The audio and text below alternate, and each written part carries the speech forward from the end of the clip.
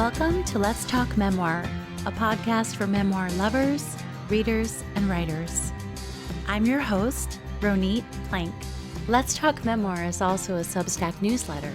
About once a month, I publish memoir craft advice, answer questions about memoir writing, and share my latest classes and upcoming events.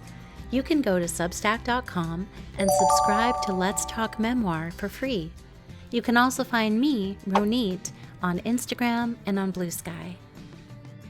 Today, I'm so happy to bring to you my conversation with the one and only Maggie Smith, who returns to Let's Talk Memoir to talk about her new book, Dear Writer, Pep Talks and Practical Advice for the Creative Life.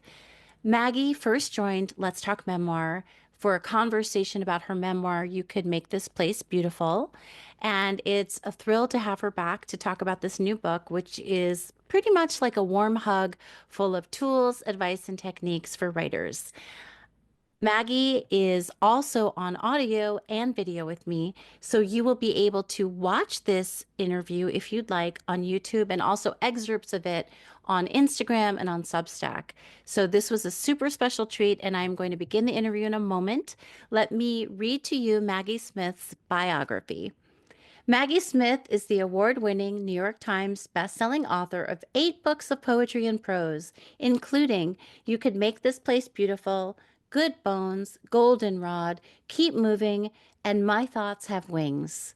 A 2011 recipient of a Creative Writing Fellowship from the National Endowment for the Arts, Smith has also received a Pushcart Prize and numerous grants and awards from the Academy of American Poets, the Sustainable Arts Foundation, the Ohio Arts Council, the Greater Columbus Arts Council, and the Virginia Center for the Creative Arts. Her work has been widely published, appearing in The New Yorker, The Paris Review, The Nation, The New York Times, The Atlantic, The Best American Poetry, and many other publications. You can follow her on social media at Maggie Smith Poet. And without further ado, here is my interview with the beautiful and wonderful Maggie Smith. Welcome to Let's Talk Memoir, Maggie. Oh, it's so good to be back. Thank you for having me. I'm thrilled that you're here, and I'm really excited to talk about your newest book, which I have in my hands, Gorgeous Dear Writer. Beautiful book, and I would love for you to just share a little bit about what you wanted to accomplish with this book and what readers can expect when they read it. Yeah, I've been a craft book lover since I started writing poems, so for a really long time. And my shelves are full of them. I teach from them. I recommend them to students. I recommend them to mentees. And so it was sort of a long-standing dream of mine to sort of compile my own version of something that would be really practical, but also encouraging. I didn't want to make a book that was too sort of inside baseball and too nuts and boltsy. I really wanted it to be a mix of encouragement and inspiration and sort of inroads to help people get started, but also have that kind of peek behind the curtain, look at how things actually get made. And so that's really where this came from. It's sort of a labor of love over more than 20 years of compiling things to teach from and talk about when I travel. Yeah, and so when did the bell start going off for you that, oh, I know I'm going to have to write a craft book, or I really want to do this someday? When did you start to think, I've got enough material and impulse here in this particular vein that I need to write a book about this? Yeah, probably at the point where I had been teaching and traveling and talking about writing for 20 years. And I thought, I can let the imposter syndrome go now. Like, I'm not new at this anymore. I'm not as young as I feel. So it's probably time. And interestingly, I drafted this book and wrote the first draft of this book and sold this book before my memoir.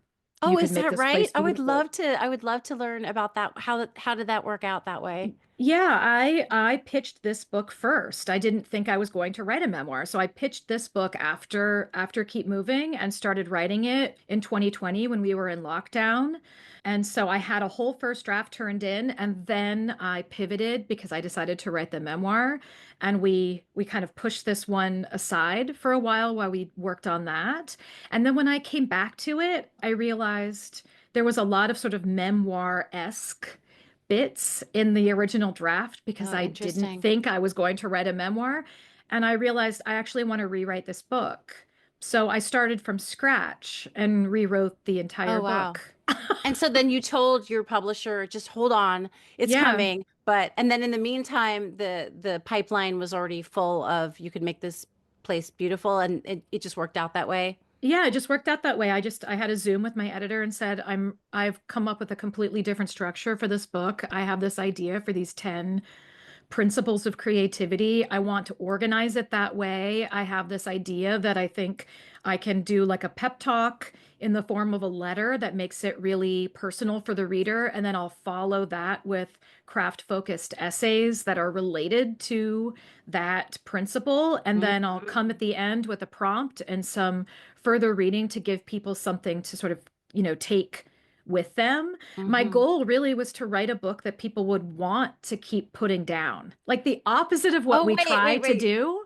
Well, tell me more about that. What was the thought process like for you about Yeah, that? I mean, I think with if you're writing a novel or if you're writing a memoir or even a collection of essays, what you want is for people not to put your book down, right? You want it to Hmm. be a page turner. You want to propel them. I think when you're writing a craft book, what you want is for Hmm. someone to get a couple of pages in or even a couple of paragraphs in and have an idea of their own or be inspired to write something of their own or revise something of their Hmm. own based on something you're offering them. And so Hmm. I really wanted the book to be one that could be read in fits and starts and Yeah. approach that way. But it's also interesting because it is so very engaging. I mean, and it looks engaging. It looks like something you can just sit down on the couch and cozy with, which I bet, you could do that once and then you could go and put some of the tools to use or use it however you like. And I'm curious too, when you were writing it, well, I know now more about the process of writing it and how it started out differently and then it came out after the memoir. But in your body, at either the first iteration or when you went back to write it the second time, how did it feel compared to writing a memoir or writing poetry? I'm just curious about that approach for you. Yeah, it felt more like me talking this Mm, book. And it's funny, I just recorded the audiobook edition of it, and I realized more so than the memoir or even Keep Moving, it was easier to record this book. Now, in part because it's not as sort of difficult emotionally than some of what I've written in the past. And so it felt lighter and a mm, little bouncier in the studio, but also I really wrote this book as a conversation with a human reader in yeah. mind, like somebody who would be on the other side of this and You had maybe sort of would. the someone a sensibility in mind or a receiver in mind specifically. Also, it's like it's a helpful, nurturing approach. You're trying to do something for that person.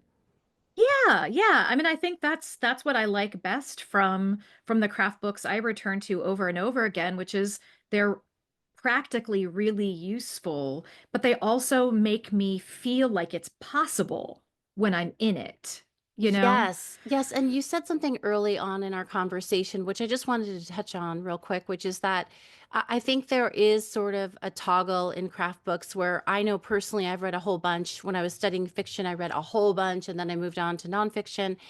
It's sort of like I don't want them to feel too erudite. I mean, some of them I felt like they were really lofty Yes. and I felt, and then sometimes I read craft books or I have read craft books that felt very almost, for lack of a better word, floaty and kind of a little bit less tool oriented. And I felt Yes. like I don't just want the infusion in my soul and empowerment that I can do this, but I don't want just to feel like I'm locked out of the tower.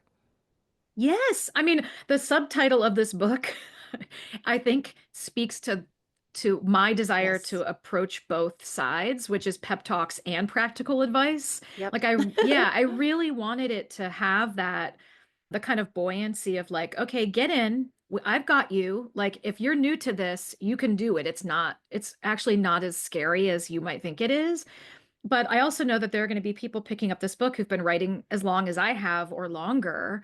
And I want them to have things that are useful for them too. And so Yeah. striking that balance was the kind of the challenge and the joy I was of. just going to say the first word that came to my mind was challenge, but also like an exciting challenge. Like I would imagine drafting that would have felt really invigorating. Yeah, particularly the second draft, because by the second draft, I was like, oh, I have a structure. And that's not typically how I work. I mean, we've talked about my memoir before. I tend to write in a very kind of freestyle Mm, way, and then I assemble at the end. hmm. And this is really the first book, particularly with the second draft, where I had an outline. Like I Hmm. knew, okay, these are the 10 things I want to talk about. And then I went through and thought, okay, what craft aspects of writing do I Yeah. want to assign to each of these things? And so I basically built all the scaffolding for this book and then filled it. And It's I've so never done interesting that. that you've never done that before. I wonder if part of that is because you're a poet first, and you think Yes. so? Yeah. Yeah. Yeah. And also, I think that that would being able to approach this in a new way, a fresh way for you must have felt like you were being agile, like kept you agile too, and kind of awake to the process. Oh, I love that. Absolutely. I mean, I think whenever I have the opportunity to sort of um, do something in a new way, like write in a new genre, try something different, approach it in a new way, for me, that just kind of, I feel like it wakes up your brain. Yeah, especially if Um, you're an expert. I mean, I know, I'm sure you wouldn't call yourself an expert. I I know would you're a very not. humble person. You're a very humble woman and writer. But I just think when you've been in a business and an industry and a profession and a discipline for so long, it must just be lovely to try something out that's new and fresh, but also feel like it's going to be very useful. And of course, now you'll know it's very well received. Well, I wanted to ask you, in your experience, this is kind of a broad question, but I'm going to go with it. What, in your experience, are the most formidable internal and external obstacles the writers you've taught and worked with face most Mm. commonly? The inner critic is Yeah. definitely up there, right? I mean, Hmm. that idea, that little voice inside our heads that is so much louder than the inner cheerleader Yeah. somehow. I don't know Yeah. why we can't get some volume adjustment or control on those two voices, but Yeah. for me, my whole life, the voice inside me that says, this idea isn't very good, or people aren't going to like this, or who do you think you are? Or, you know what, like if you didn't achieve this by X age, it's probably not going to happen for you. So you might as well, Yeah. all of those Yeah. things that we tell ourselves that are unkind that we would never say to someone else. That I think is the biggest Mm-hmm. block. Mm-hmm. It's almost like I feel like when we get a negative, let's say you get a rejection for a submission, or you can't get an agent, or you just can't hack through an essay, or someone says something to you in a workshop, for example, that doesn't feel right or supportive. I think that a lot of us are primed to just believe that, to just see that as proof and evidence that we're not valuable. We don't matter. We were right all along that we don't have what it takes, right? And Yes. it's just we're so Yeah. ready to do that. And I think sometimes the writers who keep on going, the writers who make it, are not just talented, but it's about tenacity also. Yes. Maybe you just have to have a little grit in there to say, no, I'm going to keep going. Because sometimes I Yeah. think the race is to the one who lasts. Oh, for sure. All of this is we're playing the long game. I mean, there's a reason tenacity is one of those principles. And it goes hand in hand with patience. Hmm. And I think none of us gets where we're going in a creative way fast. Like I think I wrote in the book there are many paths, and none of them is the Autobahn. Like Hmm. this doesn't very few people hit right away, right? Hmm. Every time we write something, it usually is rejected before it's accepted. Every time we try something new, we often fall flat on our faces before we succeed at it. And Hmm. it really is try again. And I think part of that is you have to love making things more Hmm. than you love Hmm. having made them. So if your big rush from being an artist or a writer or a filmmaker or a sculptor, if your big rush is having made a thing and then having people tell you how great it is, you probably won't last because you will have to work a long, hard time to get to a place where perhaps that happens. if your biggest rush is sitting down and contending with your own skill set and your own imagination and working out a problem for yourself to build something that didn't exist the day before, you're going to keep doing it because you're getting pleasure from the process. And then the rest of it, I really believe if you put joy into what you're making, all of that other good stuff happens eventually. We just have to kind of hang in there for it. Oh, yes. I love that. And I think a long time ago, I realized, I remember I was acting in New York in the early 90s when I was in my early 20s. And I remember thinking that, well, when am I going to make it? When am I going to make it? I got this independent movie. When am I going to make it? And then something occurred to me somewhere mid time in my Manhattan days, which was that, wait a minute, it's this time I'm going to remember that trying to get to that stage. That's what I'm going to remember, whether or not I get that indie movie or get a commercial. It's the time I spent here in the city trying to become a better actor and going to Yeah. acting class and meeting my friends and having this experience. And I feel like now when I write, I agree exactly with what you said, because yes, it's wonderful to get an acceptance. It's wonderful for people to share your work, but that is so short and fleeting compared to the weeks, months, and months and months sometimes it's taken me to figure out what I want to say. And that's the Yeah. part that lasts. And I think I love that you said that. So I guess you kind of have been giving advice, of course, the whole time that we've been talking, but is there a single best piece of advice that you can recall you got as an early writer, or that you still think is just the best piece of advice about writing you want to share? Yeah, and I actually have it posted at my desk, and I do share it in the book. It's from the poet Stanley Plumley, who was a friend and mentor of mine. And I was going through a period of time, I think after my first book was published, and I thought, I don't know what to do next. Like we all have that kind of sophomore thing where once you've made something, it's like, okay, now I have to make something else. Like now I have to do this again. And should it be like that thing or different? Can it be very different or just a little different? Can it be sort of the same?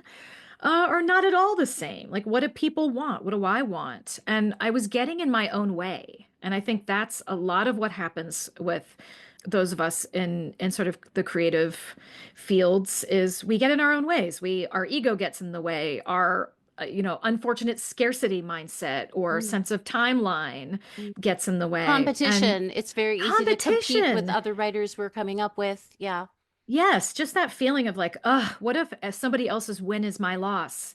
Newsflash, it's Mhm. not. There's Mhm. plenty. Like, there's plenty for all of us. But he sent me an email and he said in that email, stay deep within yourself and stay alone there.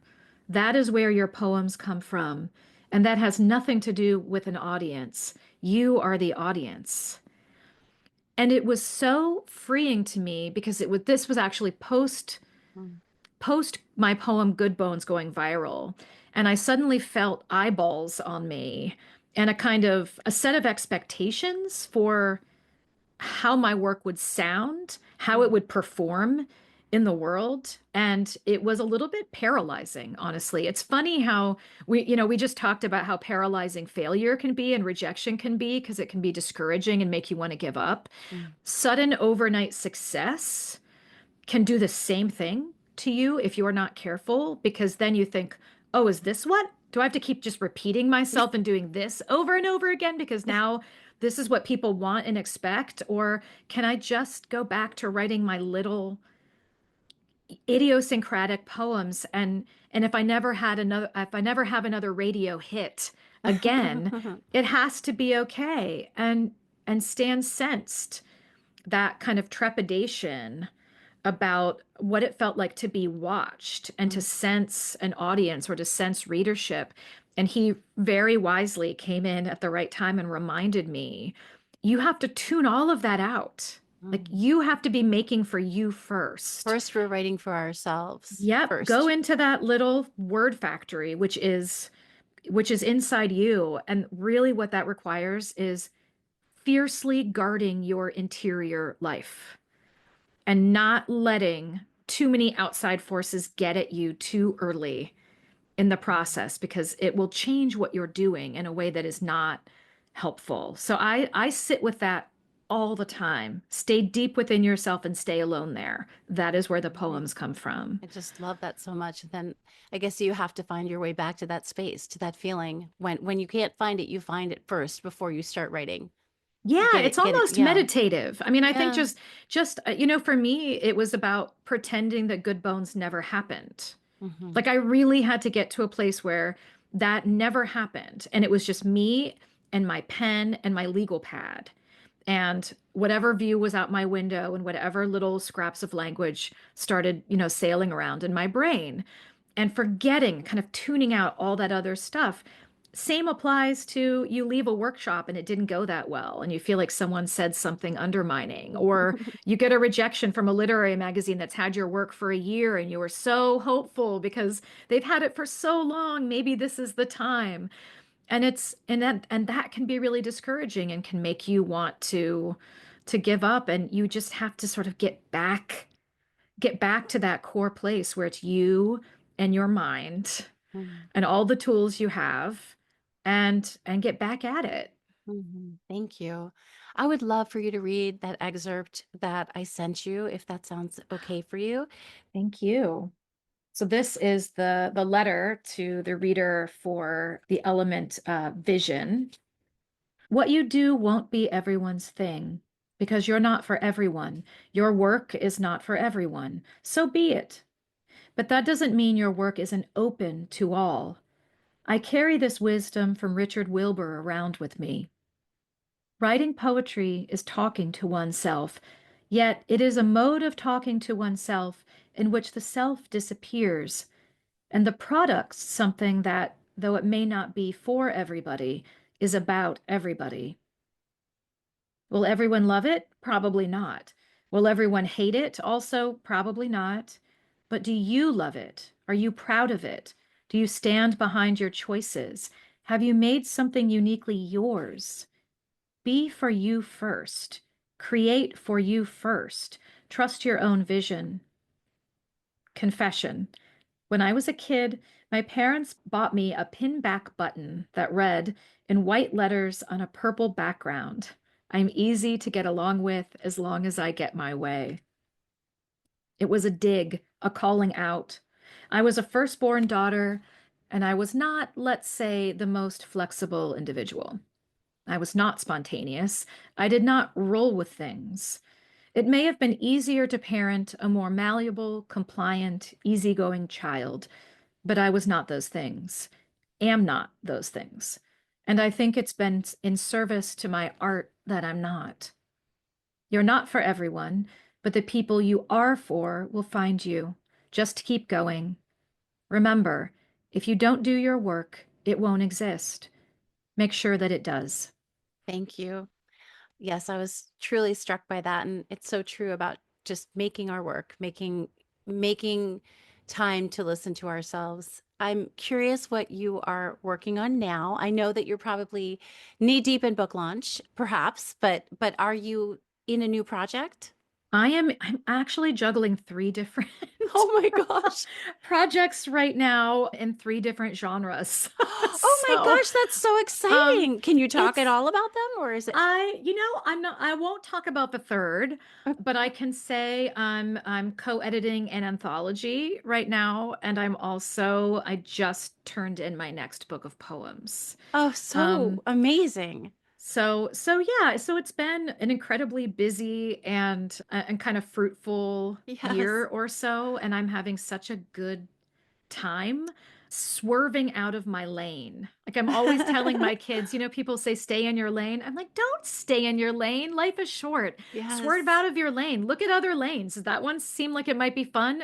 You put your turn signal on and get into that lane and see how it Yeah. feels. Well, it's also, I was going to say a moment ago that you also are a mom and your children are at home. Still, they're still young enough to be at home, and you're also doing all this. So it's an inspiration. Now, I know I asked you this when you were on Let's Talk Memoir the first time, but are there books that you want to recommend for writers working on their memoirs to read? Are there some new titles or older titles you want to shout out, or Oh, anything, any kind of genre? yes, definitely. I mean, For me, like I actually am sitting right next to my library cart of craft books because I like to keep them right within arm's length so that when I'm like zooming with a student or an editorial Yes. client and they say, "What about where can I learn how to write a sonnet?" I'm like, "Oh, here's the book," so I don't have to remember.